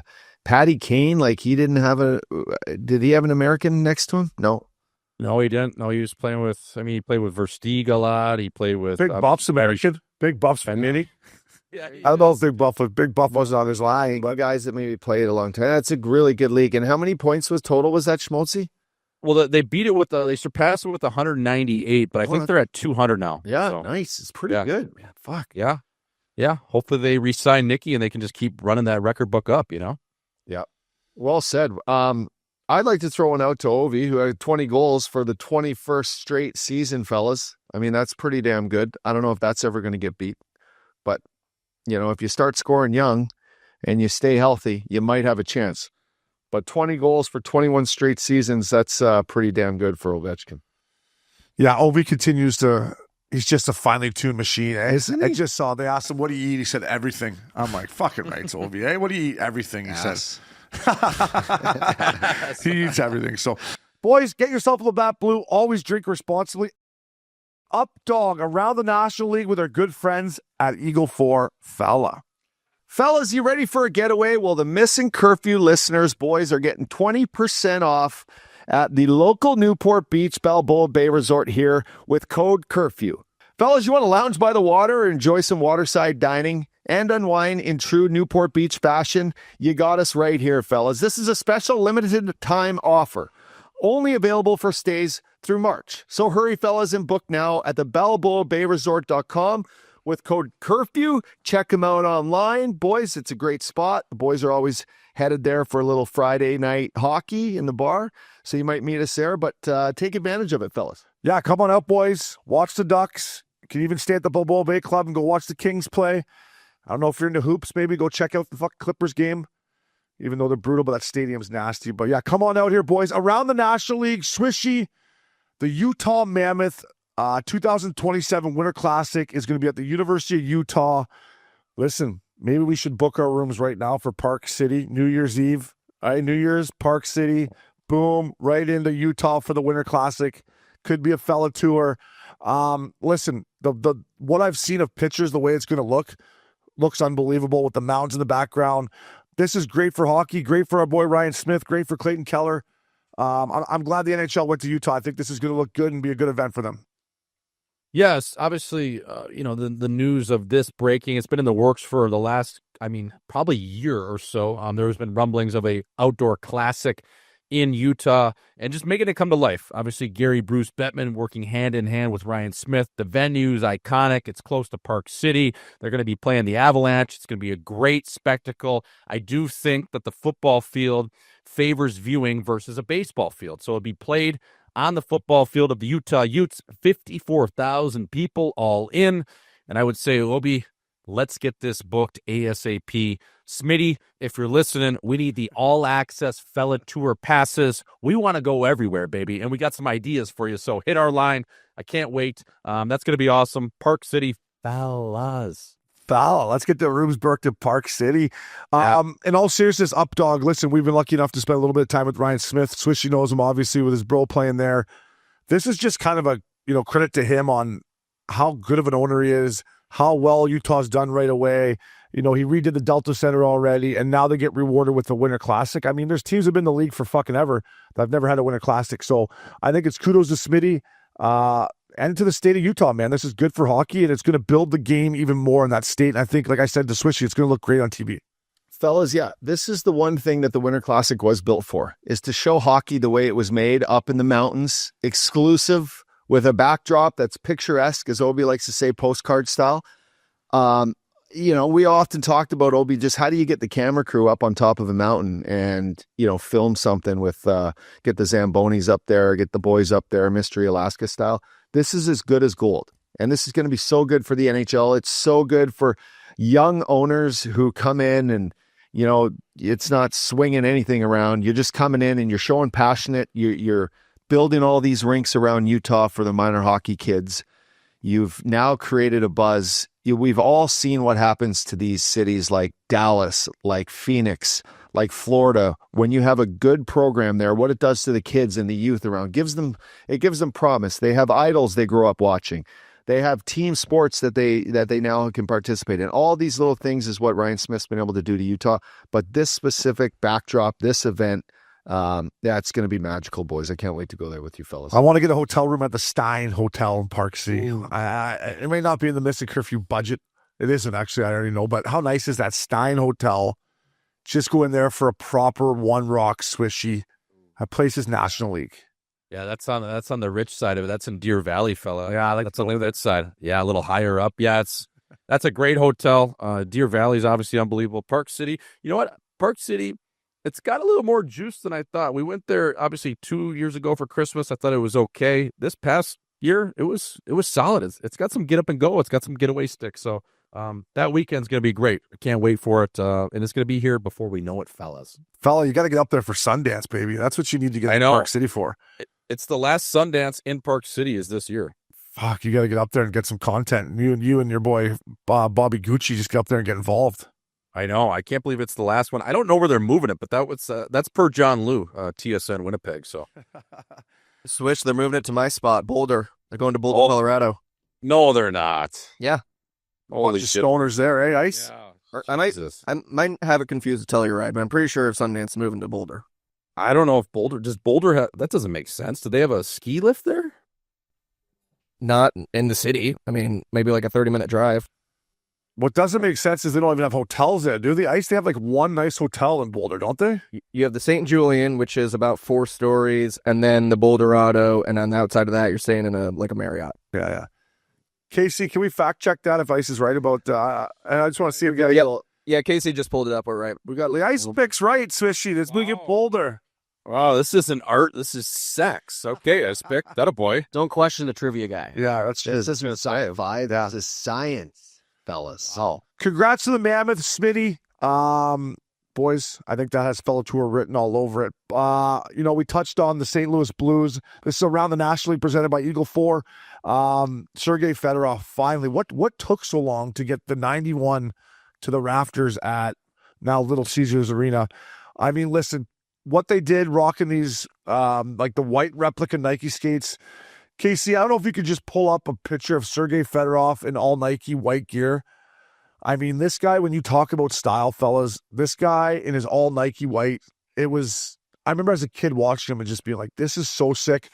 I'll never forget my first NHL camp, Swishy. Fedorov's playing here with the Ducks. I come in and he has the old hockey sock and he has it cut and he's wearing it like a toque. So his hair's coming out and he's wearing the old cotton thing like a toque. It looks so sick. His style, look at that. Yeah. I mean, look at those tongues. Can you tell me what blade that is right now on that? No, but I can just tell you those tongues. Christian brother. There you go. Fucking right. Those tongues are flowing. Dude, that's such a sick twig. That bucket, that old school Nike bucket too was. That's unbelievable. That whole getup right there is fucking all time. Swish, you're perfect guy to talk to about this. Why doesn't Nike bring those jets back? Like, look at those things. Like, or Bauer Hockey, like, do someone to bring these back like that. I know Bauer does have a white wheel now that Hughes is wearing, but look at those babies, Swishy. I mean, first off, not only should Nike be in hockey, but Jumpman should be in hockey as well. Go for the Jordan gear. But I don't know why they discontinued that. Obviously, Nike probably didn't think the juice was worth the squeeze in terms of just their annual return for hockey gear with their stuff on it. But the Nike gear, especially the skates and that buckets, I mean, that was unmatched. That was just swag on a million. And then especially the Nike jerseys, too, I always thought was cool. But you forget that Sergei Fedorov actually played defense, too, later in his career. When he was playing for the Columbus Blue Jackets, he was one of the better defensemen in the league. And I don't know, Updog, if you played against him, but I think he could have maybe even won a Norris. Like, that's how good he was.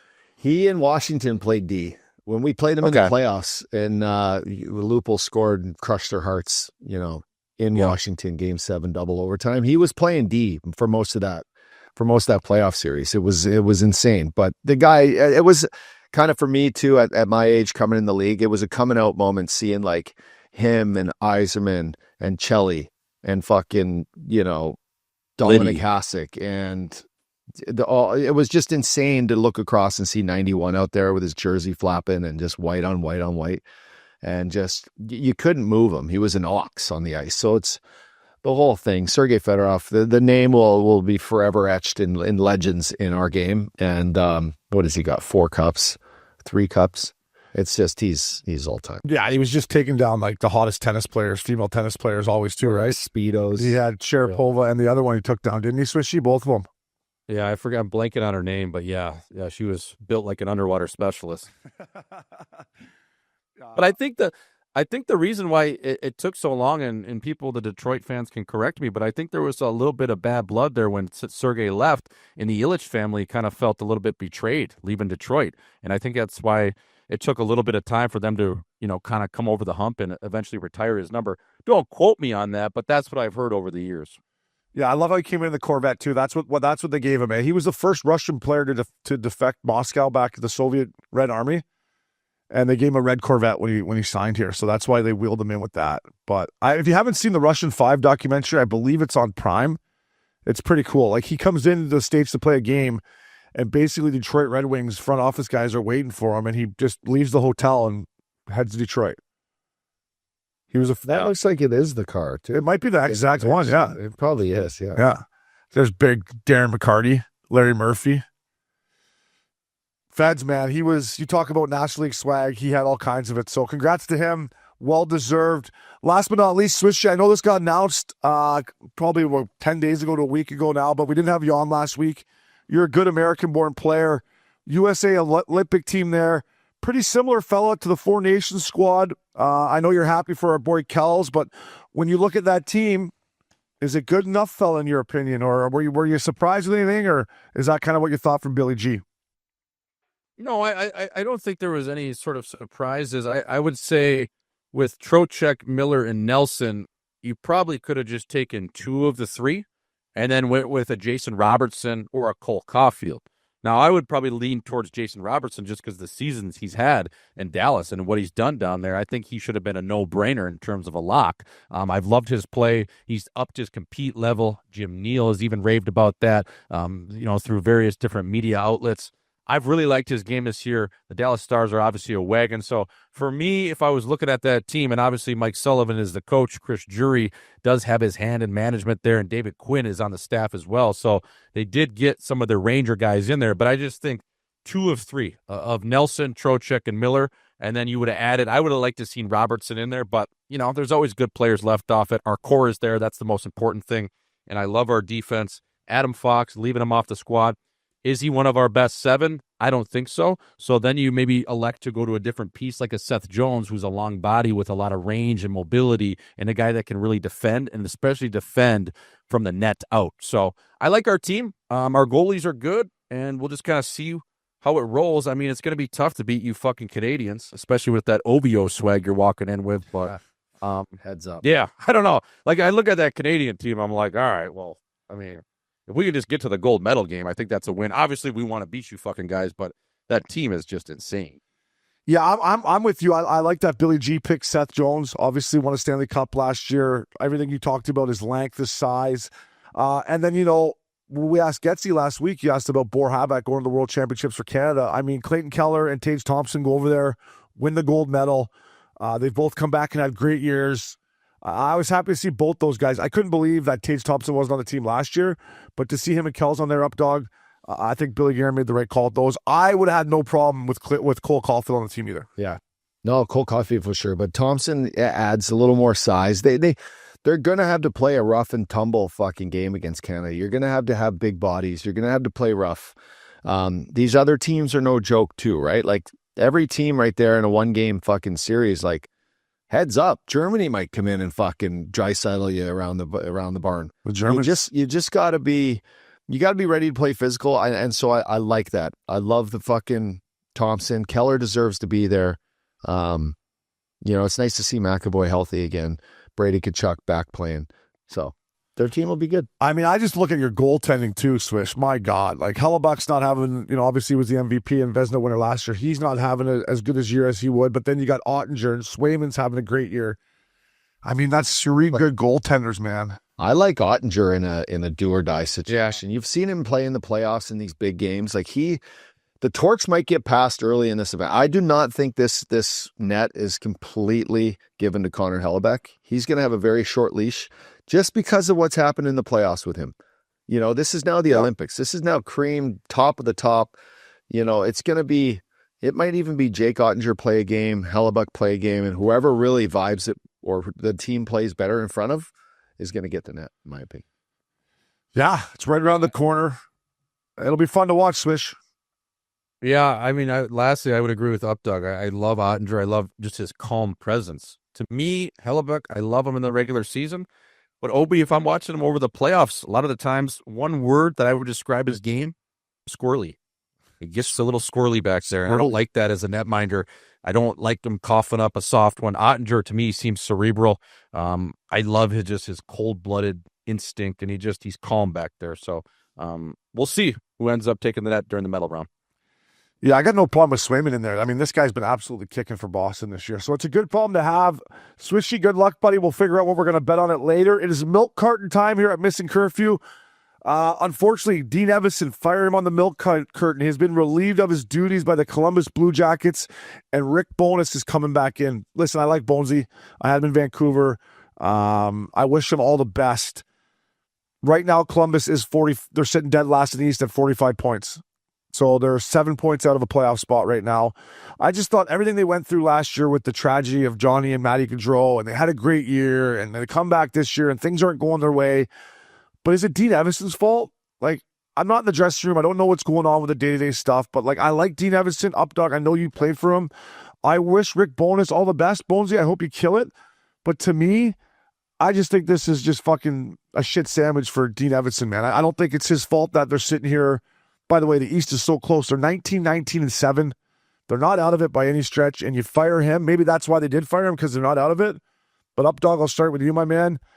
I don't like this. I don't think it's Dean Evason's fault. I think he's a good guy and a good coach from what I've seen on the outside looking at. No, there's no question. We're not judging his character here, and I hope there's no reason behind the scenes of why that's the case, why he's relieved. It's no secret that there's a couple really great players in the draft. So, is it just keep the guys in a good spot, bring in Bones, who's a great players guy, bring in your young players, get through the rest of this fucking season to stop the bleeding, and then just hope you get a nice lottery pick and you come out on top. But, sometimes Bones is the guy, and I mean, he's not involved with this team by no means right now, but when he was in Winnipeg, he jumped right in, took over at the time for, who was Winnipeg's coach when? Paul Maurice. He jumped over for Paul Maurice and was just ran with it. So, I mean, he's a guy, like, maybe they save the season, but if they're not looking to save the season and bring you a bunch of young players in and get through it, there's not probably a better guy. And I had a training camp with him, Obes, and we laughed about you at the time, but this guy's he's a cream of the crop, 1A type of guy that can just help you get through fucking dog days and all that stuff in the season. So, I wish, you get hired to get fired in this business. Dean Evason's a great coach. I loved him in junior. He'll be fine. Bones, wish you the best, buddy. But again, Columbus, if you're dead last, just stay dead last and try to get a high pick. And Bones is 70 years young. I mean, fellas, is he just the piece of putty you put on a leak to kind of just get this thing into the next season? Or is he a guy that you're looking at, if you're Don Waddell there and the manager, are you looking for Bones to coach 2-3 years to kind of get you through, I guess, this rebuild or get you to a playoff team again where they had, which, has been a few years there since John Tortorella was there. I don't know, Obes. I mean, it's just, Bones is great. He's a national treasure of the game. He's been in the league for 43 years as a player and a coach, but you see this quarter, it used to be a nickel. I just don't know, like, an actor, right? Like, is this your guy moving forward, or is this the guy that he's like the interim? You bring him in just to kind of stop the bleeding, and then, you hire a younger guy. I mean, I don't know. I think they're bringing Bones in to try to squeeze whatever he can out of this hockey club. I don't think a rebuild is on Don Waddell's mind. They've been rebuilding there since fucking Torts left town. They had a great year last year where they almost made the playoffs. I don't know. To me, and listen, everything you said about Bones is right up. He's a great guy. He's a player's guy. They're going to love Bonesy. And maybe Dean Evason was just too intense in there. And we don't know what's going on in the dressing room. I just feel bad for Dean Evason.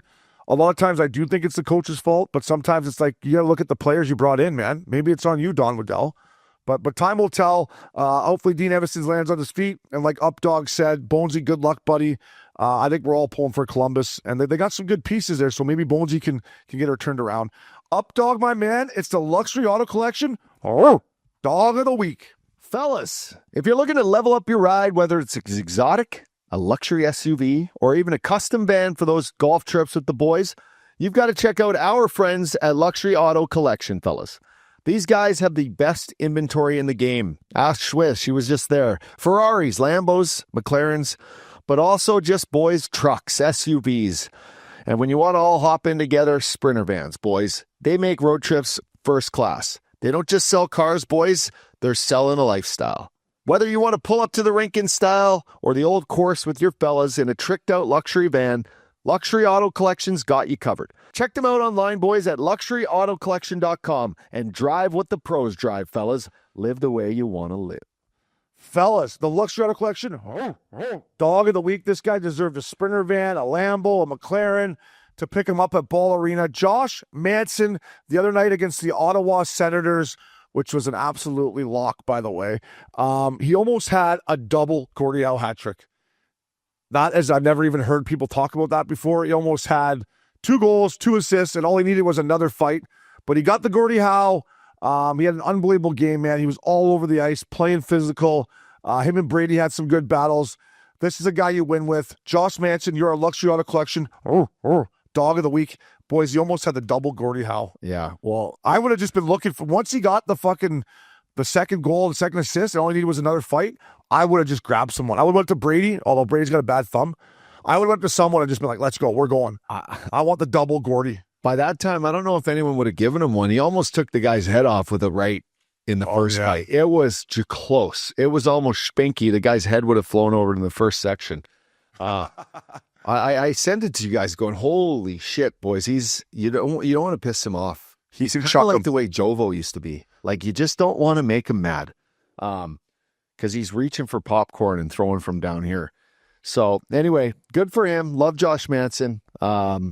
Great player and great teammate, so good for him, bud. Oh, yeah, he fought that Tyler Clayton, the D-man. Yeah, that Clayton's going over his skis in that fight. He's lucky he didn't get his head knocked off. But Manson, buddy, Swishy, this guy's a beast, man. He has more offensive ability than people think. I remember when he first got traded, Swishy, from Anaheim to Colorado. I was doing some stuff with whatever NHL and stuff. They're asking me about him. I'm like, his ability to skate will allow him to play at the pace the Avalanche can play at. And this kid can fucking skate. He's got better hands than people think, and a 5-point night to prove it.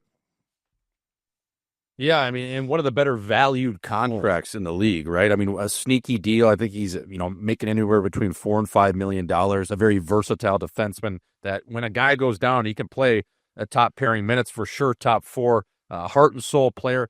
Wanted to ask you, and the guys in the back, KC and our trivia guy, the Iceman, has there ever been a double Gordie Howe hat trick in the National Hockey League? I don't think there has. The boys at altitude, Johnny Lyles and Ray Croft and Moser were talking about. They're like, never been done.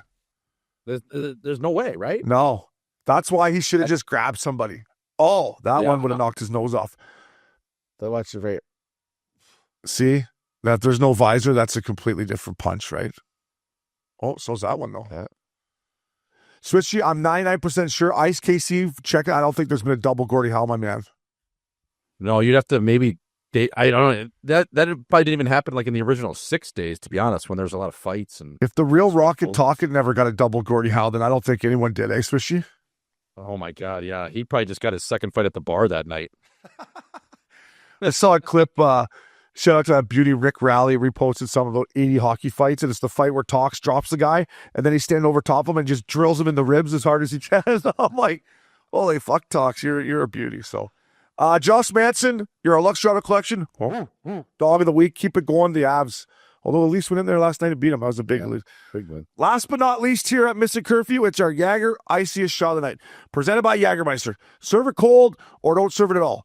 Jägermeister. Damn, that's cold. For more information, visit Jägermeister.com. And fellas, always drink responsibly. KC, just before you get it going here, this is a hell of a hockey game here. Dallas in San Jose. Dallas up 2-0. Sharks came fighting back. You can roll it now. The Shark Tank had a little buzz. Not quite like the old Jumbo Joe eras, but she's starting to come, boys. Celebrini's in on it. They got him running around here. We'll let it roll right now. Look at Celebrini just directing traffic, eh? What is he, 19 years old? Give me that. Great little shot on net here. Bang. Another great save. Dismiss rattled here. Watch this pass by. Boom. Damn, that's cold. That is our Jäger Iciest shot night. What a play by Celebrini there. Down low And then I don't know, I think it was Wenberg down low with the little one-touch back out to Toffoli, and Toffoli takes care of the rest. But I'll tell you what, this team right here, man, they're having fun. They're winning games. They got a great group of veteran guys and young guys. Your boy Revo at the top of that list. But listen, man, they're in the playoffs right now. I don't think they're going anywhere. And that was our Jäger. Damn, that's cold. Iciest shot of the night up, Doc. Dude, love it. Celebrini, love him. I love the San Jose Sharks. I love what they're doing. Their fucking jerseys look mint. And they're hanging in there. So heads up for them. But it's all good. And Toffoli, snipe Toffoli, he's still kicking, boys. This Toffoli, I mean, all he does is score. Like, he's played on 6 teams now. I think he's been. I mean, for those 3 or 4 years, he was a trade deadline acquisition for many teams that went on runs. But like, that's sneaky hard just to insert yourself into a lineup and just score. Like, that's all he does. He'll just find a way to score, whether it's in front of the net, one-timers, off the rush. And, for a guy that doesn't skate as well as most players do coming through the league now, I mean, he just gets it done. Such a smart player. I've always loved watching him play. A guy that scored 300 goals, over 300 assists as well. So he's about 600 points now, almost 1,000 games. Sneaky good player, boys. Man, when he said that deal, I thought, I'm like, he's just going to go there for his last 4 years and miss the playoffs and, collect his check. What they've done here to turn it around. And listen, they're back end, like, they signed that Nick Leddy too, Swishy. They got that Nick Leddy there. They brought Orlov in. They brought Klingberg in. Like, I think I've said this before, but I just think Mike Greer did a hell of a job, Swishy, of bringing in some veteran guys on the back end. Like, you bring in legit NHL defensemen, maybe they're not as good as they once were, or, maybe they're whatever you think about them, but they have experience and they know how to play at that level. I think that's been a huge benefit for the Sharks and why they're sitting in wild card 1 right now. Yeah, and this parlays into our segment we had on the notes here with the rumor mill. Are you looking at Dougie Hamilton now? Dougie Hamilton wasn't willing to waive his no move in the offseason to go to San Jose. But maybe now that the New Jersey Devils are kind of forcing his hand out, maybe he lifts that up and says, hey, I'll go to San Jose. I'll go run that power play. John Klingberg, obviously banged up right now. I think Dougie Hamilton would slot in really nicely there. Yeah, and they got the big boy who's hurt, Big Vinny Darnay, that played in Edmonton and Vancouver last year. He's just another serviceable defenseman, like you would say. And then if they can bring a Dougie Hamilton in, like, they're a fun team to watch, man. And it starts with the 19-year-old Macklin Celebrini. I mean, he's out there just pointing, calling it, like, come on, man. Like, this guy has a chance swishing ups. Like, if they hold on here, although McDavid and McKinnon are doing ridiculous things with their numbers, I think they're both like 11 or 10 points ahead of Celebrini. But he gets him in and gets 100 points. He could be the first teenager to ever win the Hart Trophy, ever. I know, and Taylor Hall did it. He wasn't leading the league in scoring, but he got the New Jersey Devils at the time into the playoffs. That's a big reason. But you're right. At 19, to go right to be this good out of the gate, it's fucking amazing. Hey, Crosby and Gretzky both won the Hart at 19. Oh, yeah? Yeah. He would be the 3rd teenager. Oh, wow. I thought I read somewhere he was the only one. Whatever the case may be. Wow. Okay. And when he's on the power play like that, 19 years old for Crosby. Yeah. And isn't it funny too? Like the kid grew up watching the Golden State Warriors. He grew up around basketball. But when he's on, I watch a lot of San Jose Sharks games lately, especially just because obviously Celebrini. But when he's on the power play, he's almost like a point guard out there. He's telling guys where to go. He's little stick kind of, directing traffic, or it's, hey, get over there with his hand, like a lot of motion with his, directing his guys where he wants them to be. I love watching him like that. He's like a point guard out there. Yeah. That's what he was doing in that clip there. He's just dictating the pace. Hey, you go over here, slide over here. Yeah. Did you see the clip of him and Will Smith hanging out down in Tribeca or whatever? And this like old bird comes by and was like, you could be a male model, you two guys. I must feel good for the boys. They just sit in the West Village, even if it was an old Coug. At least they're in the West Village. Okay. They're getting Revo. Good job, buddy, because you're sending the right spots. Due West, bud. Where else would you be hanging out? Well, fuck, I didn't go to the West Village when I was 19. I went to Hogs and Heckler's, that's true, probably. Which was a shithole little Coyote Ugly bar. You're hanging out in Times Square, like just overwhelmed. These kids, When I was 19, I was going to stages in Kingston, so I wasn't going to the West Village either. But once I got in that league, I found my way down there. Thanks to my boy, Mac L. Mac L will never leave me wrong. But Swishy, always a pleasure, buddy. Good to have you back. Up dog, you the man. Thank you to Hall Pass Media, Max, the Ice Pick Pickup, Kyle, Casey, Conway. That was Missin Curfew. Fellas.